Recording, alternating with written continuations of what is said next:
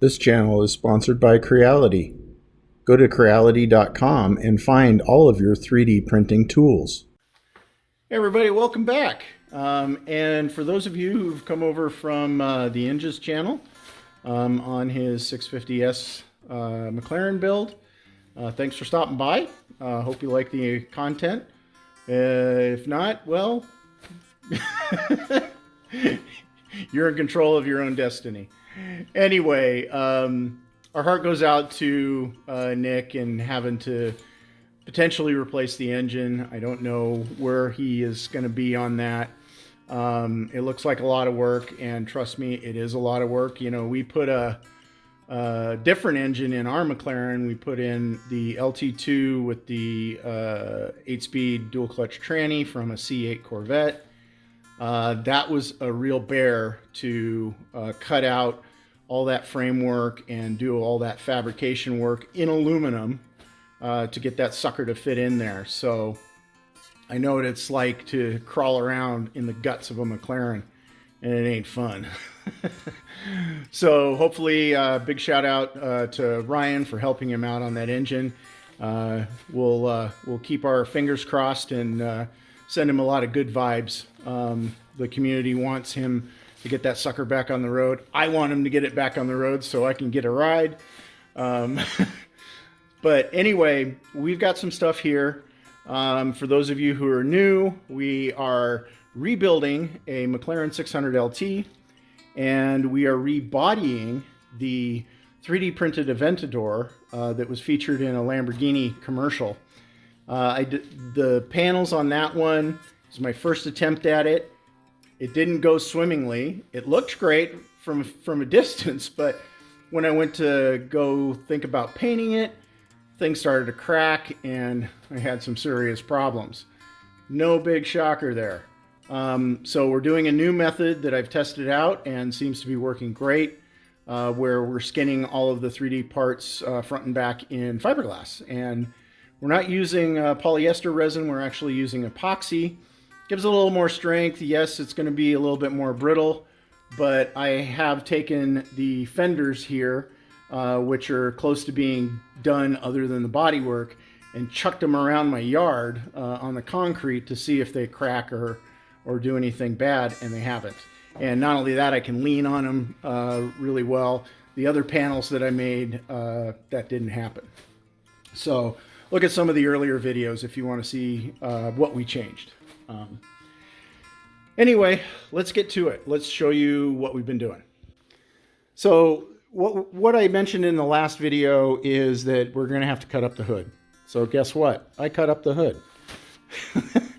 And basically to fit that to our Chinese body kit, this has been a godsend to be able to get this project going because we've got some people who really want to see the car. And so what we're trying to do here is kind of fast forward it and, you know, use a few panels that have already been done. I got these from my buddy Dario, who you saw in an earlier video in his project. And I just couldn't refuse because they were so stinking cheap. But I have had to make some adjustments, and most of those adjustments, actually all of the adjustments, have been to this hood. Everything else seems to be fitting, as you saw in the last video. But what we've been working on is not only this hood, but which I cut into 4 sections, as you can see here, right down the body lines, so that we can define those with the rest of the car. We've been working on the engine cover, so I had to do the underside of that. And then also the doors had not been done yet. And obviously there was stuff in the back of the vehicle that we hadn't done yet. We had done the deck lid, but we hadn't done the underside. The spoiler hadn't been done. The rear bumper hadn't been done. So this is just going to save us a huge amount of time. And that's going to be great because you can see that the fitment between this and that part is very, very good.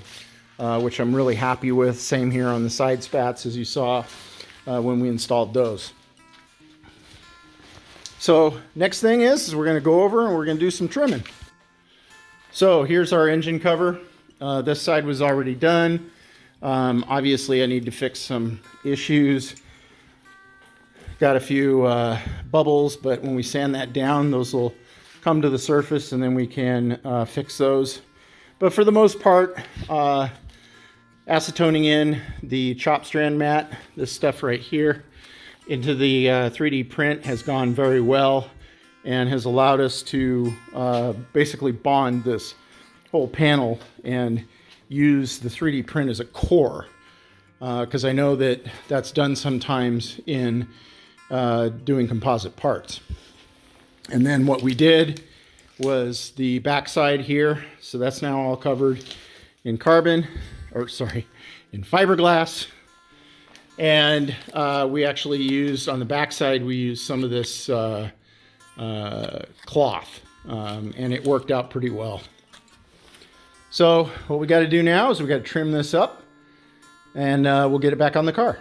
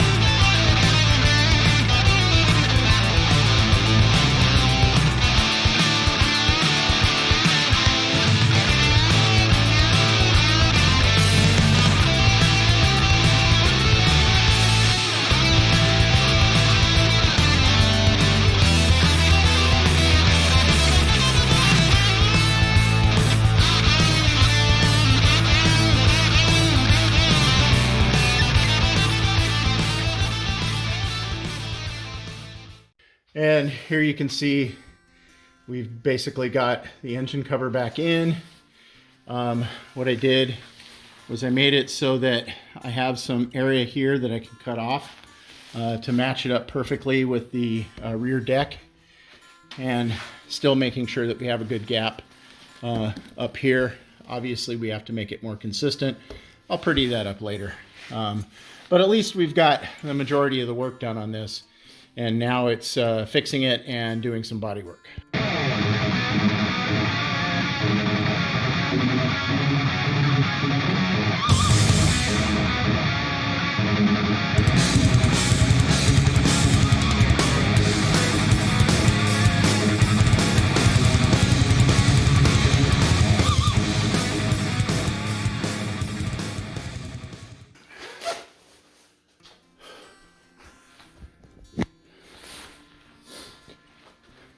So there you go.